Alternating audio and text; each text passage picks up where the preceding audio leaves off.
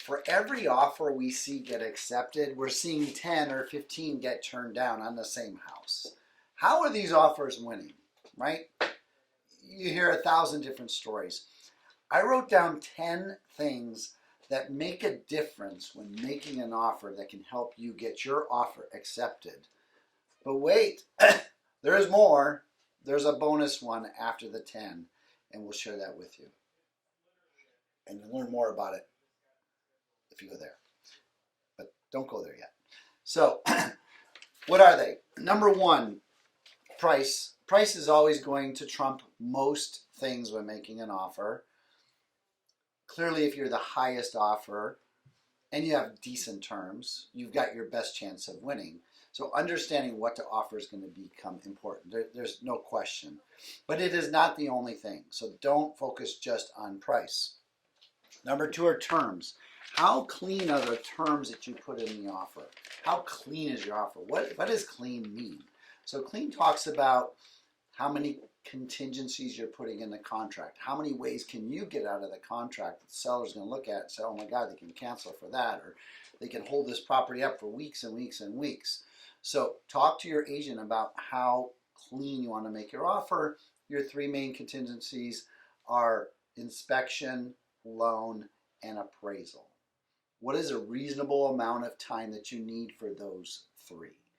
And my recommendation, get those days as short as possible in your offer to improve your chances for the seller to pick your offer. Number three, I wrote down deposit. All offers require an initial deposit. The bigger your deposit, the more serious you look to the seller.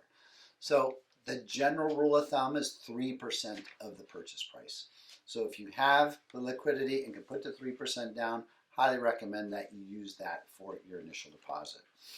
Number four, we already talked about contingencies, but the appraisal is a big winner when you can remove that early in the offer period. Meaning, if you don't put an appraisal contingency in the contract, the seller is more apt to accept your offer. Why?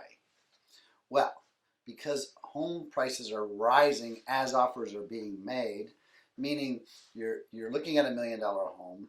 The winning offer is going to be $1.1 million. It may not appraise for $1.1 million. It may only appraise for $1 million. If that happens, that's your way of getting out of the contract as a buyer. The seller knows that. But if you take that appraisal contingency out, say, I don't care what the appraisal comes in. I have enough down payment. I've got liquidity in the bank. I was going to put more down payment anyways. I don't really care. Then don't put it in there. And that improves your chances of getting your offer accepted. Down payment. Your down payment, if you plan on putting a large down payment, that can benefit you and how you look in your offer. When I look at offers as a listing agent and discuss it with the seller, we do go through that line item. This buyer's putting 50% down.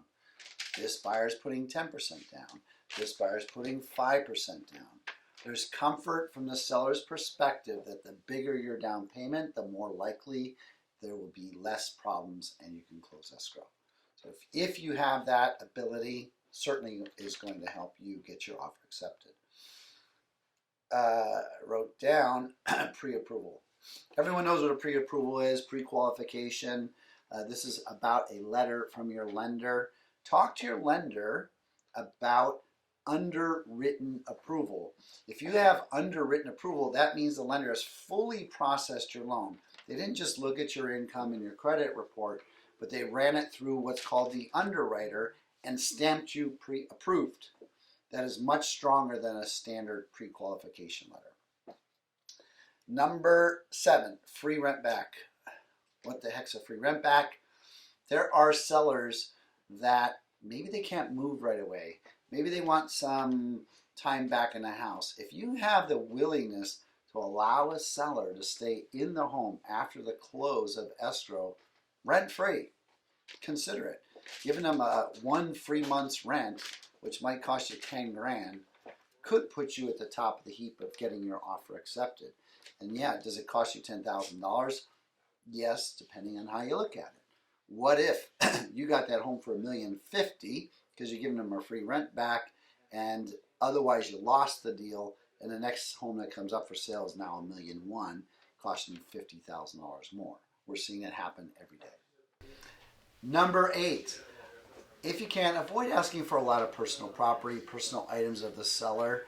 I mean, they may be offering some, and that's okay if you want to ask for those in the contract, like a washer and dryer. But as owners are looking at offers, they're comparing. So someone's not asking for stuff and someone else is, they may put more weight on that offer without asking for personal property. Number 9, make sure the offer is complete. Look at what your realtor did, okay? There are dozens and dozens and dozens of places to fill out things in the contract. It is not uncommon for real estate agents to miss spots, miss a checkbox, miss a word here and there. And so you can easily look at these contracts and tell what should be written down. And so take a quick look at them or review it with your agent and make sure it looks complete. That makes a big difference in the eyes of the seller. And number 10, and yes, we have a bonus coming after that. Number 10, the listing agent relationship is so critical to getting offers accepted. If your agent, the buyer's agent, is representing you and has a good relationship with the listing agent, those little things can make a massive difference in getting your offer accepted. There's this trust factor that they'll feel that can be important.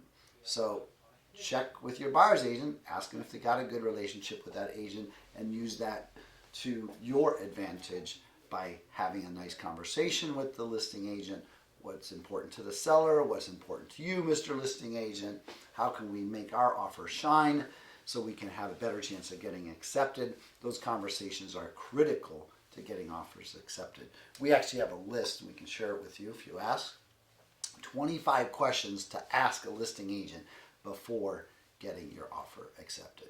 Number 10, the bonus. Just offer cash. Offer cash. Now, I know you may not have the cash to just write a check for the home, and how in the heck do all these people write cash offers all over town? We're still trying to figure it out. That's the most common question I get from clients. How is there so much cash in this world going around? But Hands Off My House, we'll explain that a little bit more. handsoffmyhouse.com. We will give you the cash to make a cash offer on a house to put you at the top of the heap. If that helps you get the house, it's a great tool. Otherwise, save those 10 best ideas on how to get your next offer a better chance for acceptance. Thanks for watching.